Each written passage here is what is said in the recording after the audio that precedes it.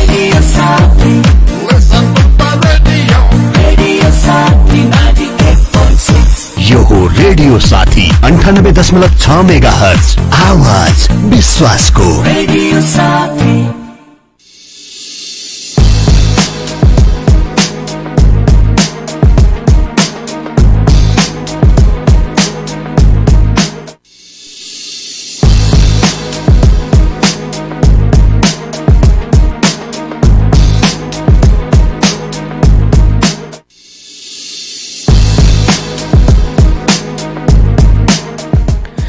नमस्कार, रेडियो साथीको विशेष प्रसारणमा दैनिक प्रस्तुति कोरोना सेरोफेरोमा हार्दिक स्वागत गर्छु। प्राविधिक साथी वन्दना आचार्यसँगै म GR Dital. Corona virus COVID-19 बाट बच्न अपनाउनु पर्ने पर्याप्त सावधानी र सचेतना केन्द्रित कार्यक्रम कोरोना सेरोफेरोमा हामी महामारीको रूपमा विश्वभर फैलेको कोरोना भाइरस, यसले निम्त्याएको संकट र रोकथाममा केन्द्रित रहेर कुराकानी गर्ने गर्छौं।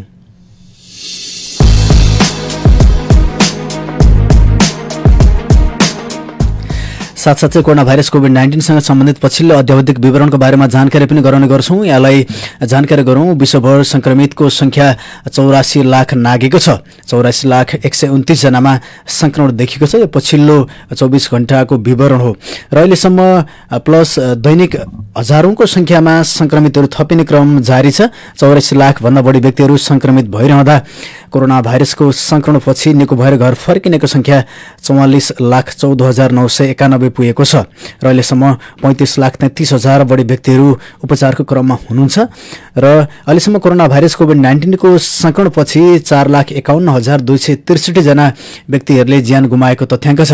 त्यस्तै अमेरिका संक्रमित देशहरूको सूचीमा सबैभन्दा अगाडि छ। अमेरिकामा अहिलेसम्म 22,34,471 जना व्यक्तिहरूमा संक्रमण देखिसकेको छ र 22,34,000 संक्रमित मध्ये अमेरिकामा मात्र ज्यान गुमाउनेको संख्या 1,19,941 पुगेको छ भने अहिलेसम्म 9,18,796 व्यक्तिहरू निको भएर घर फर्किँदाखेरि 11 लाख बढी व्यक्तिहरू उपचारको क्रममा हुनुहुन्छ।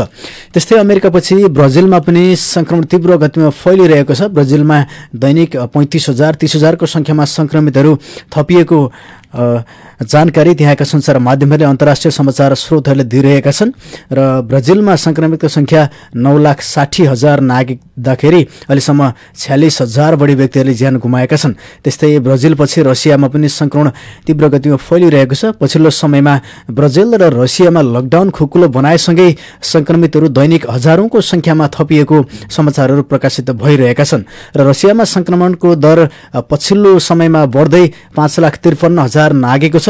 रसिया तेस्रो नम्बरमा छ। तेस्रो नम्बरपछि चौथो नम्बरमा छिमेकी राष्ट्र भारत छ। भारतमा पनि दैनिक 10,000 भन्दा बढी व्यक्तिहरू संक्रमित थपिएको अवस्था छ र भारतमा अहिलेसम्म संक्रमितको संख्या 3,67,000 पुगेको worldmeters.info ले जानकारी दिएको छ। यद्यपि भारतको स्वास्थ्य मन्त्रालयले दिएको जानकारी अनुसार अहिलेसम्म भारतको स्वास्थ्य मन्त्रालयले गराएको अपडेट अनुसार अहिलेसम्म 3,63,490 जना व्यक्तिहरूमा कोरोना भाइरसको संक्रमण पुष्टि भएको छ भने मृत्यु हुनेको संख्या 12,000 नागेको छ र हिजो एकै दिन 12,868 जनामा संक्रमण पुष्टि भएको भारतको स्वास्थ्य तथा जनसंख्या मन्त्रालयले जानकारी दिएको छ र हिजो एकै दिन 12,868 जना व्यक्तिहरूमा संक्रमण फैलिरहँदा हिजो मात्र 732 जनाको ज्यान गएको छ र यद्यपि निको भएर घर फर्किनेको संख्या पनि हिजो मात्र 6,226 रहेको जानकारी छ र अहिलेसम्म भारतमा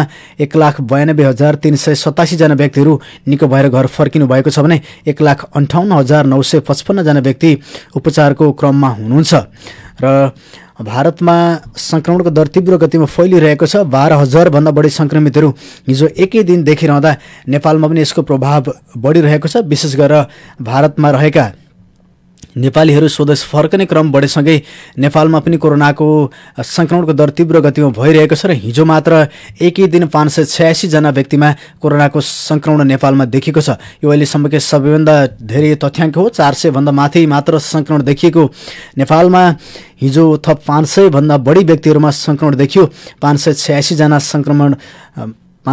जनामा संक्रमण देखिँदा नेपालमा कोरोना संक्रमितको संख्या 7,000 नआएको छ। 7,177 पुगेको छ। यद्यपि नेपालमा थप हिजो गए राति मात्र गण्डकी प्रदेशमा 42 जनामा थप संक्रमण देखिएको छ र गण्डकी प्रदेशका 41 जना पुरुष र 1 जना महिलामा थप संक्रमण देखिएको प्रदेश स्वास्थ्य निर्देशनालयले जानकारी दिएको छ। यस्तै हिजो थप 1 जिल्ला थपिएको छ र नेपालमा कोरोना भाइरसको संक्रमित जिल्ला 74 पुगेको छ र हिजो हिमाली जिल्ला मनाङमा पनि कोरोनाको संक्रमण देखिएको जानकारी प्राप्त भएको छ र मनाङमा समेत कोरोनाको संक्रमण देखिएसँगै अब नेपालमा कोरोना संक्रमण हुनबाट बचेका जिल्लाहरू 3वटा मात्र छन्। प्रदेश 1 को ओखलढुङ्गा अहिलेसम्म बाँकी छ। त्यस्तै गण्डकी प्रदेशको मुस्ताङमा पनि संक्रमण देखिएको छैन भने बागमती प्रदेशको रसुवा जिल्ला पनि अहिलेसम्म संक्रमण देखिएको छैन। यसरी नेपालमा कोरोना भाइरसको संक्रमण 74 जिल्लामा फैलिएको जानकारी छ र स्वास्थ्य तथा जनसङ्ख्या मन्त्रालयले दिएको जानकारी अनुसार नेपालमा कोरोना भाइरसको संक्रमणपछि निको हुनेको संख्या 1167 पुगेको छ र हिजो मात्र थप 9 जना अस्पतालबाट डिस्चार्ज भएका छन्। नेपालमा कोरोना भाइरस कोभिड-19 को अवस्थाको बारेमा जानकारी लिनका लागि पीसीआर परीक्षणको दायरा पछिल्लो समयमा बढिरहेको छ र 1,49,772 वटा पीसीआर को परीक्षण हालसम्म नेपालमा भइरहेको छ र नेपालका विभिन्न स्थानमा 22 वटा प्रयोगशाला मार्फत पीसीआर परीक्षण भइरहेको छ र नेपालले अझ पीसीआर का प्रयोगशाला बढाउने जानकारी पनि दिइरहेको छ। सँगसँगै हिजो मात्र प्रदेश 1 का सामाजिक विकास मन्त्री जीवन घिमिरेले झापामा नि पीसीआर परीक्षण प्रयोगशाला सहितको उपचार कक्ष मेची अञ्चल अस्पतालमा सुरु गरिने जानकारी दिनुभएको छ। यो सुखद पक्ष पनि हो र प्रदेशको जानकारी यहाँलाई गराउनु पर्दा प्रदेश नम्बर 1 मा मात्र कोरोना भाइरस संक्रमितको संख्या 416 पुगेको कोरोना सूचना डेस्क प्रदेश नम्बर 1 को मुख्यमन्त्री तथा मन्त्री परिषदको कार्यालयमा रहेको कोरोना सूचना डेस्कले दिएको छ र प्रदेश नम्बर 1 का संक्रमितहरूमा मोरङमा 102 जना हुनुहुन्छ, झापामा 179 पुगेको छ। हामी झापामा संक्रमणको पछिल्लो अवस्थाको बारेमा आज जानकारी लिनेछौँ र हिजो मात्र थप 1 जनामा संक्रमण देखिएको छ झापाको झापा गाउँपालिकामा। यद्यपि झापाको पछिल्लो अध्यावधिक विवरणको बारेमा हामी स्वास्थ्य कार्यालयका फोकल पर्सन मार्फत अब केही बेरमा हामी जानकारी लिनेछौँ। सँगसँगै झापापछि मोरङमा पनि संक्रमितको संख्या 100 नागेको छ। अहिलेसम्म मोरङमा 102 जनामा संक्रमण देखिएको छ। त्यस्तै सुनसरी जिल्लामा 62 जना हुनुहुन्छ। त्यसपछि उदयपुर सबैभन्दा पहिला संक्रमण देखिएको प्रदेश नम्बर 1 मा उदयपुरमा संक्रमण पछिल्लो समयमा देखिएको छैन। उदयपुरमा अहिलेसम्म 47 जना संक्रमितहरू हुनुहुन्छ। त्यस्तै धनकुटामा 8 जना हुनुहुन्छ, भोजपुरमा 6 जना, खोटाङ जिल्लामा 4 जना हुनुहुन्छ, सोलुखुम्बुमा 1 जना, शङ्खुवासभामा 2 जना हुनुहुन्छ, तेह्रथुममा 2 जना, इलामका 2 जना संक्रमित रहँदा पाँचथरमा 1 जना हुनुहुन्छ र ताप्लेजुङमा 3 जना संक्रमितहरू हुनुहुन्छ। यसरी प्रदेश नम्बर 1 को 14 जिल्ला मध्ये 13 जिल्लामा संक्रमण फैलिएको अवस्था छ।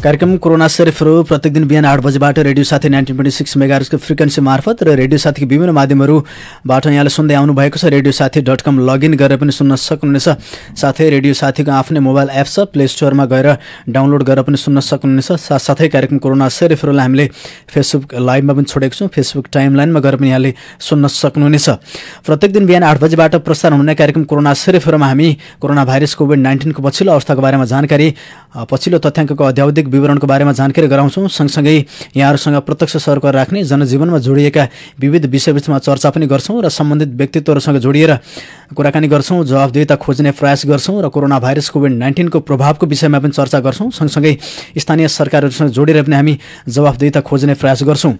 यसै सन्दर्भमा कार्यक्रम कोरोना शरीफहरूमा आज हामी झापाको पछिल्लो अवस्थाको बारेमा जानकारी लिँदैछौँ। विशेष गरेर पछिल्लो समयमा केही तथ्याङ्कमा कन्फ्युजन पनि आइरहेका छन् र झापामा संक्रमितको संख्या र झापामा जति पनि संक्रमितहरूको संख्या देखेको अवस्था छ। स्वास्थ्य कार्यालयले अर्को अपडेट निकालेको छ र हिजो मात्र निकालेको तथ्याङ्कमा चाहिँ तथ्याङ्क जुधेको र दोहोरिएको भन्ने जानकारी पनि स्वास्थ्य कार्यालयले दिइरहेको छ। यसैबीचमा झापामा पछिल्लो समयमा पीसीआर परीक्षणको अवस्था के छ भन्ने विषयमा हामी जानकारी लिनेछौँ। यति बेला स्वास्थ्य कार्यालय झापाका कार्यक्रम अधिकृत फोकल पर्सन जीवन चौलागाई प्रत्यक्ष सम्पर्कमा जोडिनु भएको छ। सर, यहाँलाई स्वागत छ कार्यक्रममा। सुन्दै हुनुहुन्छ सर? नमस्कार। सर, स्वागत छ कार्यक्रममा यहाँलाई। धन्यवाद। सर के छ झापाको पछिल्लो अवस्थाको बारेमा यहाँबाट आधिकारिक जानकारी मैले लिने प्रयास गरेँ। के छ सर झापाको पछिल्लो तथ्याङ्कको बारेमा जानकारी गराइदिनुहोस् न। अहिलेसम्म हामीले झापा जिल्लामा 4249 जनाको PCR टेस्ट गराएका छौँ है, सेम्पल कलेक्सन गरेर टेस्ट गर्न पठाएका छौँ। त्यसमध्ये 39 जनाको रिपोर्ट आएको छ, 300 जनाको रिपोर्ट आउन बाँकी छ र पोजिटिभ 179 जनाको पोजिटिभ आएको छ। त्यसमध्ये भनेको 4249मा 3900को चाहिँ आएको होइन सर?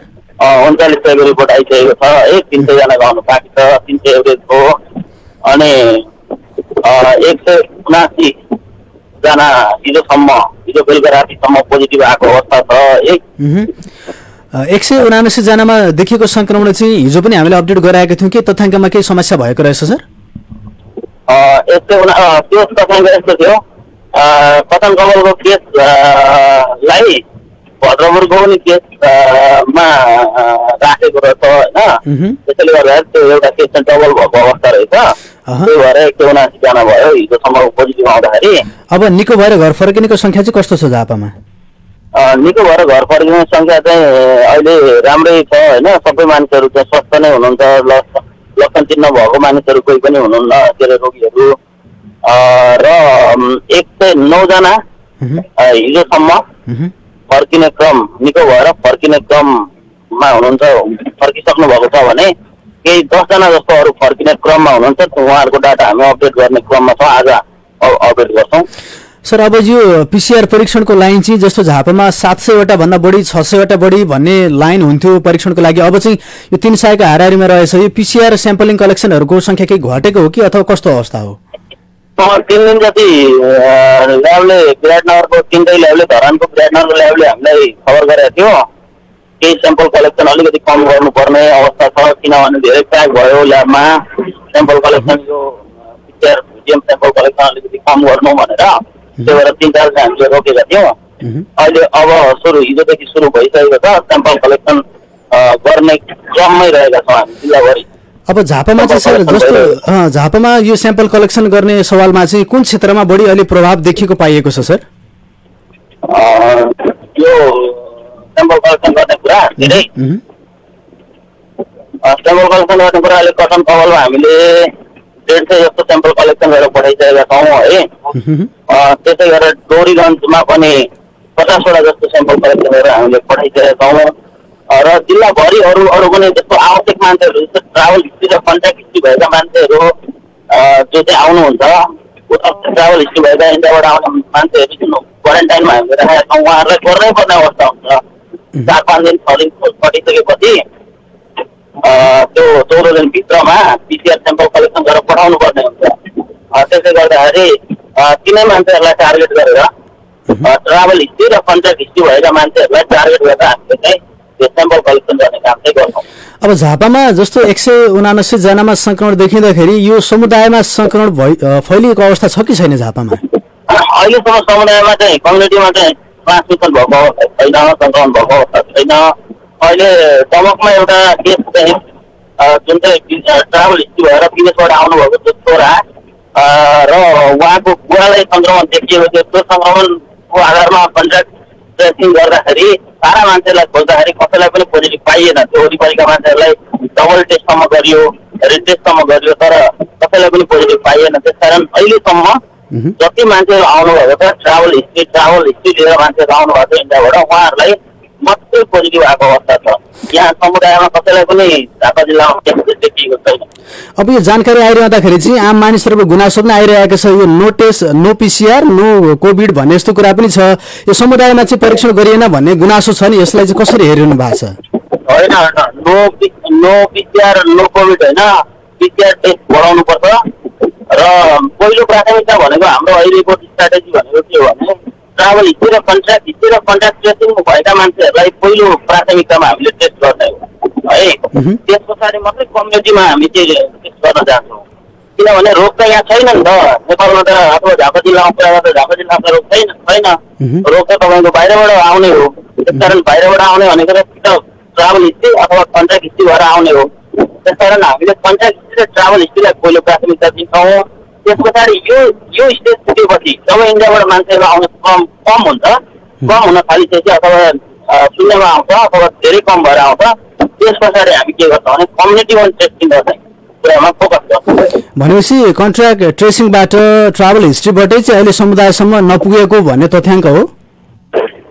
कन्ट्र्याक्ट हिस्ट्रीबाटै थाहा हुन्छ र अलिअलि त टेस्ट पनि गरेका छौँ हामीले। कतै कतै शङ्कास्पद मान्छे अथवा लक्षण चिन्ह भएका मान्छेहरूलाई टेस्ट गरेका छ। जस्तै हस्पिटलबाट हामीले 70 जस्तो स्याम्पल कलेक्सन गरेर पठाएका छौँ। ती मान्छेहरू चाहिँ ज्वरो आउने, रुगा खोकी लाग्ने, त्यसपछि घाँटी दुख्ने, खोकी लाग्ने मान्छेहरूलाई चाहिँ हस्पिटलमा मेची अञ्चल हस्पिटलमा एडमिट गरेको थियो, त्यहाँ आइसोलेसनमा राखिएको थियो। तीमध्ये अहिलेसम्म ट्राभल हिस्ट्री भएका 2 जना मात्रै पोजिटिभ आयो, अरू सबै 70 जनाहरूको स्याम्पल चाहिँ नेगेटिभ आयो। त्यसकारण कम्युनिटीको पनि त्यो एउटा स्याम्पलिङ हो। कम्युनिटीमा ज्वरो आएको मान्छेलाई त्यहाँ हस्पिटल राखिन्थ्यो र यहीँका लोकल मान्छेहरूलाई राखिएको थियो। जसलाई ज्वरो अथवा रुगा अथवा सासको धक्काहरू भएको त्यस्तो मान्छेहरूलाई टेस्ट गर्दाखेरि सबैलाई नेगेटिभ आएको छ। र अरू ठाउँमा पनि पालिकाहरूमा पनि सम्पूर्ण 15वटा पालिकाहरूमा पनि केही मान्छेहरूलाई जस्तो अब प्रहरी हुनुभयो, फ्रन्टलाइनमा काम गर्ने प्रहरी साथीहरू, सेक्युरिटीका साथीहरू, त्यस्तै गरेर स्वास्थ्य कर्मी साथीहरू, फ्रन्टलाइनमा काम गर्ने स्वास्थ्य कर्मी साथीहरू, अनि त्यसपछि अरू जनप्रतिनिधिज्यूहरू पनि अलिकति फ्रन्टलाइनमा गएर काम गर्नुहुन्छ भने उहाँहरूलाई हामीले टेस्ट गरेर पठाएका थियौँ, तर सबैको नेगेटिभ आएको छ। त्यसकारण कमिटीको पनि एउटा स्याम्पलिङ थिए, एउटा सामान्य स्याम्पलिङ थिए भएको छ। र अझै यसलाई हामीले के गर्छौँ भने पहिला ट्राभल हिस्ट्री र कन्ट्याक्ट हिस्ट्रीलाई सिद्ध्याएपछि सेकेन्ड स्टेजमा चाहिँ हामी कम्युनिटीमा टेस्टिङ गर्ने कुरामा फोकस गर्छौँ। अब अहिले नेपाल सरकारको प्लानिङ नै के हो भने टेस्टिङ गर्ने, ट्रेसिङ गर्ने र ट्रिटमेन्ट गर्ने कुरामा फोकस गरेको छ। ट्रिटीको सिद्धान्त अप्नाएको छ है। त्यसमा चाहिँ ट्रेसिङ गर्ने कुरामा ट्राभल हिस्ट्री र कन्ट्याक्ट हिस्ट्रीको कुरा मैले अगाडि पनि गरिसकेँ होइन। त्यस पछाडि अर्को भनेको चाहिँ टेस्टिङ हो। टेस्टिङमा हामी सेम्पल कलेक्सन गर्छौँ र जो हाइली सस्पेक्टेड छ, जति उच्च सङ्क्रमणको जोखिममा रहेका मान्छेहरू हुनुहुन्छ उहाँहरूलाई हामीले सेम्पल कलेक्सन पठाउँछौँ। र ट्रिटमेन्ट गर्ने कुरामा केस म्यानेजमेन्टको कुरा आउँछ। केस म्यानेजमेन्टको कुरामा हामीले अहिलेसम्म 179 जना केसहरूलाई वेल म्यानेज गरेको अवस्था छ हाम्रो झापा जिल्लामा। ती केसहरूलाई हामीले विराटनगर अनि त्यस पछाडि गोरगाउँ र धरान आइसोलेसनमा पठाइसकेका छौँ र धेरै मानिसहरू निको भएर आउनुभएको छ। भनेपछि केस म्यानेजमेन्टको ट्रिटमेन्टको अथवा केस म्यानेजमेन्टको अवस्था भने झापा जिल्लामा राम्रो रहेको छ। सर, अब यो केस म्यानेजमेन्ट यहाँले भने जस्तै झापा जिल्लाभित्रै गर्ने कुराहरू चाहिँ अब कहिलेबाट सुरु होला, के छ जानकारी सर यहाँसँग? अब यस्तो छ, यो आइसोलेसन झापा जिल्लामा राख्ने भनेर विभिन्न छलफलहरू भइरहेका छन् होइन। काँटाभिट्टाले मेची नगरपालिकामा पनि भाइजन पोस्टमा आइसोलेसनको तयारी गर्ने भन्ने कुरा पनि भइरहेको छ। त्यसै गरेर मेची अञ्चल हस्पिटलको साइटको बिल्डिङमा पनि एउटा आइसोलेसन बनाउनुपर्छ भन्ने हिसाबले कुराकानी भएको छ। र आइसोलेसन चाहिँ आवश्यक छ झापा जिल्लामा। एउटा वेल आइसोलेसन, वेल इक्विपमेन्ट भएको, वेल फेसिलिटी भएको, सबै मेन पावरहरू पुग्ने, सबै मेन पावरहरूको प्लानिङ गर्ने किसिमको, कुनै किसिमको आइसोलेसन चाहिँ आवश्यक छ। सर, अब यो पिसिआर टेस्टिङको कुरा पनि हामीलाई मेसिन यहीँ पिसिआर टेस्ट गर्ने मेसिन यहीँ थियो भने झापा जिल्लामा थियो भने हामीलाई धेरै सजिलो हुन्थ्यो। त्यसकारण पिसिआर टेस्टिङको व्यवस्थाको लागि पनि छलफलहरू भइरहेका छन्। समुदाय स्तर अथवा यो कम्युनिटी स्तरबाट पनि लगानी गरेर पिसिआर टेस्ट गर्ने मेसिन चाहिँ ल्याएर व्यवस्था गर्ने भन्ने कुराको छलफल पनि भइरहेको छ एक प्रकारले। त्यसै गरेर नेपाल सरकारले पनि, प्रदेश सरकारले पनि पिसिआर टेस्ट गर्ने मेसिन आइसकेको छ भन्ने कुरा चाहिँ मन्त्रीज्यूले पनि गरिसक्नु भएको छ हिजो होइन। अब त्यो हिसाबले हामी यहाँ इन्टरनल तयारी, हस्पिटलमा इन्टरनल तयारी भइरहेको अवस्था छ। त्यो तयारी पुरा भएपछि पिसिआर टेस्टिङको टेस्ट गर्ने मेसिन पनि झापा जिल्लामा आउने कुरा चाहिँ छलफल अगाडि बढिसकेको अवस्था छ। अब आम मानिसहरूले चाहिँ कस्तो जिज्ञासा राख्दै हुनुहुन्छ भने कसैलाई पिसिआर परीक्षण गर्न इच्छा लाग्यो अथवा आफै चाहिँ सम्भावित लक्षणहरू देखियो भने त्यस्ता व्यक्तिहरूले अहिले परीक्षण गर्न पाउने कि नपाउने भन्ने कुरा आइरहेछन्। यो विषयमा चाहिँ के छ?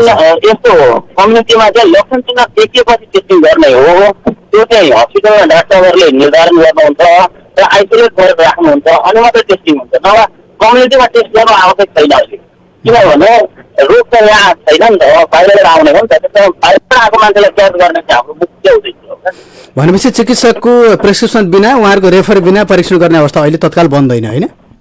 त्यो यस्तो छ, लक्षण चिन्ह देखियो कसैलाई भने जस्तो ज्वरो आइरहेछ, खोकी लागिरहेछ अथवा सास फेर्न गाह्रो भइरहेछ, कोभिडको शङ्कास्पद लक्षण देखिरहेछ, अरू रोग छैन भने त्यतिखेर त हस्पिटलमा डाक्टरहरूले त्यसलाई एउटा सिफारिस गर्नुहुन्छ, आइसोलेट गर्नुहुन्छ, त्यसको केस म्यानेजमेन्टको हिसाबले जान्छ, अनि त्यस पछाडि टेस्टिङ हुने हो है। स्क्रिनिङ गरेर मात्रै टेस्टिङ हुन्छ, स्क्रिनिङ नगरिकन कोभिडको स्क्रिनिङ नगरिकन त टेस्टिङ समुदायमा टेस्टिङ गर्ने कुरा चाहिँ अहिले हामीले गर्नु आवश्यक पनि छैन, त्यो टेक्निकल्ली पनि आवश्यक छैन के।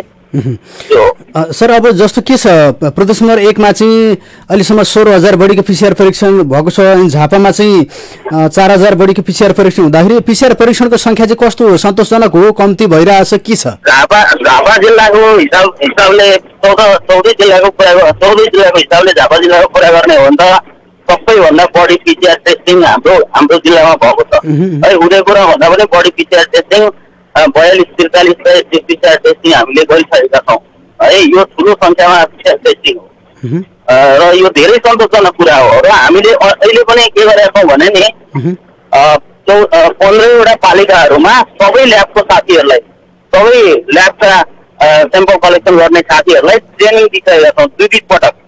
त्यसकारण सबै पालिकाहरू अब आफ्नो ब्याकअप तयार भइसक्यो, पालिकामा सेम्पल कलेक्सन गर्नको लागि कर्मचारीहरूलाई तालिम दिएर ब्याकअप तयार भइसकेको छ। त्यसकारण सेम्पल कलेक्सन गर्ने कुरा र पिसिआर टेस्टिङ पठाउने कुरामा हाम्रो कुनै समस्या छैन हो। तर मात्रै के हो भने टेस्ट गर्ने कुरामा समस्या छ, मेसिनमा थोरै मात्रै टेस्ट हुन्छ, त्यसकारण धेरै सेम्पल पठाएर पनि टेस्ट गर्नलाई मेसिन हुनु पर्यो होइन, टेस्ट गर्ने क्षमता हुनु पर्यो। त्यसकारण त्यतातिर जानुपर्ने छ। र पनि हाम्रो 14 जिल्लाको हिसाबले हेर्ने हो भने चाहिँ पिसिआर टेस्टिङ, त्यसरी RDT testing, case management, contact tracing, पछाडि सिआइसिटी टिम गठन लगायतका कुराहरूमा हामीले एकदमै पर्फेक्ट, एकदमै राम्रोसँगले काम गरिसकेको अवस्था छ। सर के छ आगामी दिनको अनुमान कस्तो गर्न सकिन्छ? विशेष गरी झापामा कोरोनाको प्रभाव कस्तो रहला, के अनुमान गर्दै हुनुहुन्छ सर? हामीले प्रिपेयर्डनेस भन्छ, कुनै पनि महामारी हुँदाखेरि त्यसको तयारी गर्ने कुरामा प्रिपेयर्डनेस, पूर्व तयारी, त्यो प्रिपेयर्डनेस गर्ने कुरामा हामी एकदम प्लान बनाइरहेको अवस्थामा छौँ। पछि गएर केसहरू बढ्न सक्ने सम्भावना, त्यसै गरेर अब कसैलाई लक्षण चिन्ह, अहिले त एसिम्टोमेटिक केसहरू देखिरहेछ, पछि सिम्टोमेटिक केसहरू पनि देखिन सक्छन्। त्यसकारण के खालको केसहरू देखियो भने त्यसलाई कसरी म्यानेज गर्ने भन्ने कुराको प्लानमा प्रिपेयर्डनेस प्लान हामीले बनाइसकेका छौँ। त्यही अनुसार हामीले चाहिँ के गर्छौँ भने अब आगामी दिनमा केसहरू आयो भने त्यसलाई व्यवस्थापन गर्ने गरी र टेस्ट गर्ने, अनि त्यस पछाडि तयारीको हिसाबले प्रिपेयर्डनेसको हिसाबले हामीले 15वटा पालिकामा सिआइसिटी टिम गठन गरिसकेका छौँ। सिआइसिटी टिममा investigation and contact tracing team हो, त्यो चाहिँ हामीले सबै पालिकाहरूमा गठन गरेर सबै पालिकाका साथीहरूलाई ट्रेन पनि गरिसकेका अवस्था छ। त्यसकारण हामी पूर्व तयारीको हिसाबले एकदमै धेरै पूर्व तयारीका साथ लागेका छौँ। र भोलिका दिनमा केस आउँदैन होला भन्न त सकिँदैन, आउन सक्छन्, एसिम्टोमेटिक केसहरू पनि नआउला भन्न सकिँदैन, आउन सक्ला। त्यसलाई म्यानेज गर्ने गरी स्वास्थ्यको हिसाबले र जनस्वास्थ्यको हिसाबले हामीले चाहिँ यो प्लान र योजना चाहिँ बनाइसकेको अवस्था छ। सर अन्तमा यहाँसँग एउटा जिज्ञासा राख्छु, विशेष गरी सञ्चार क्षेत्रमा काम गर्ने, फ्रन्टलाइनमा काम गर्ने सञ्चारकर्मीहरूको लागि चाहिँ परीक्षणको लागि अलिकति सरकारी वास्ता नगरेको भन्ने गुनासोहरू आइरहँदाखेरि यद्यपि पत्रकार महासङ्घ मार्फत पनि परीक्षणहरू त भइरहेका छन्, तर पर्याप्त छैन। त्यसमा चाहिँ यहाँहरूले गर्ने पहल कदमी केही हुन सक्ला सर? पत्रकार साथीहरूको त एउटा क्याम्पिङ त हामीले गरिसकेको अवस्था हो है। 25जना पत्रकार साथीहरूको स्याम्पलिङ गरेर टेस्ट गर्दाखेरि कसैलाई पनि पोजिटिभ आएन होइन। फ्रन्टलाइनमा काम गर्ने पत्रकार साथीहरूलाई टेस्ट गरिसकेको। अब उहाँहरूलाई फ्रन्टलाइनमा जाने साथीहरूलाई पोजिटिभ आएको भए फेरि सारा पत्रकार साथीहरू होइन, त्यसै गरेर सुरक्षाका साथीहरू, स्वास्थ्यकर्मी साथीहरूलाई हामी टेस्ट गर्थ्यौँ। तर अहिले स्याम्पलिङ गर्दाखेरि नै पोजिटिभ नआएको कारणले गर्दाखेरि अहिले हाम्रो फोकस भनेको चाहिँ ट्राभल हिस्ट्री भएका मान्छेहरूलाई मात्रै छ। ठिक छ सर, अब यहाँको यो समय अनि झापाको पछिल्लो अवस्थाको बारेमा जानकारी गराइदिनु भयो, यहाँलाई धेरै धन्यवाद दिन चाहन्छु रेडियो साथीको तर्फबाट। धन्यवाद। हुन्छ, हस् सर, हस्। उहाँ हुनुहुन्थ्यो स्वास्थ्य कार्यालय झापाका कार्यक्रम अधिकृत फोकल पर्सन जीवन चौलागाई, पछिल्लो अवस्थाको बारेमा जानकारी गराउनु भएको छ र उहाँले दिनुभएको पछिल्लो अध्यावधिक जानकारी अनुसार झापामा कुल सङ्क्रमितको सङ्ख्या 179 रहेको छ।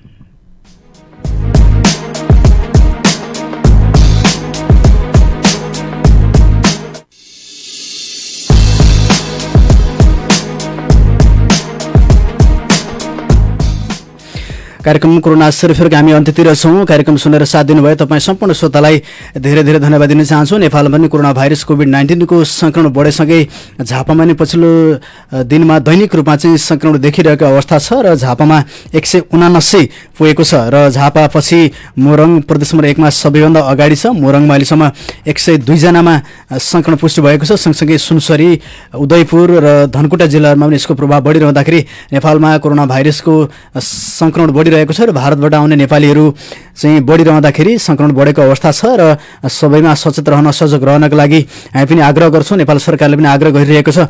लकडाउनको आज हामी 88औं दिनमा छौँ र जनजीवन प्रभावित बन्दै जाँदा जनजीवनलाई अब सहजता दिनुपर्छ भन्नका लागि पनि केही खुकुलो अपनाइएको छ र सरकारले पनि यसमा केही सहजीकरण गर्ने प्रयास गरिरहेको छ।